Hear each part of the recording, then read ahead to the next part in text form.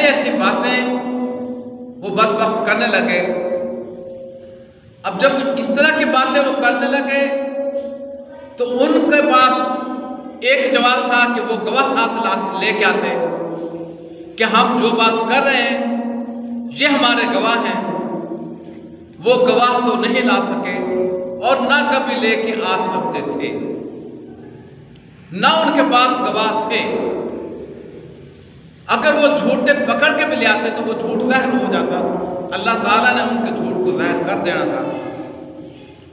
اب دوسرا آپشن یہ تھا، دوسری صورت یہ تھی کہ خود نبی رحمت آپ صلی اللہ تعالیٰ علیہ وسلم ان کی بات کا جواب دیتے، صفائی پیش کرتے، میرے اللہ نے مجھے نہیں چھوڑا، مجھے مکروہ نہیں جانا، کیونکہ آپ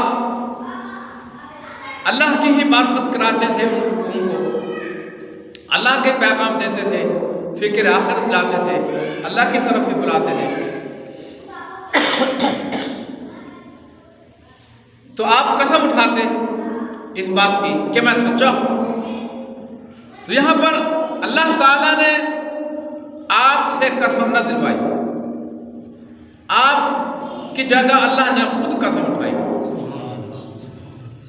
تاکہ قیامت تک کے لیے آنے والے مشرک، غیر مسلم، یہود، ان کے اعلیٰ کار، ان کے پیروکار سن لیں کہ آپ صلی اللہ علیہ وسلم کی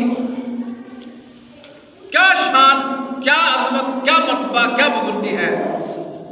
اللہ تعالیٰ نے قسم اٹھائی، والضحیٰ، اے محبوب تیرے مکھڑے کی قسم، کیونکہ یہ چاند کے وقت کو کہتے ہیں۔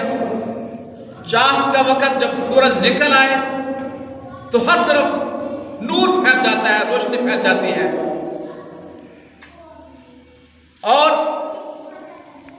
سورج کی کرنیں، سورج کی شعاعیں، وہ دھوپ، ٹھنڈی دھوپ ہوتی ہے، کوئی اس میں بیدار نہیں ہوتا، کسی کو کوئی تنگی نہیں ہوتی، اور نہایت ہی سہانا وقت ہوتا ہے، صبح کا وقت ہوتا ہے۔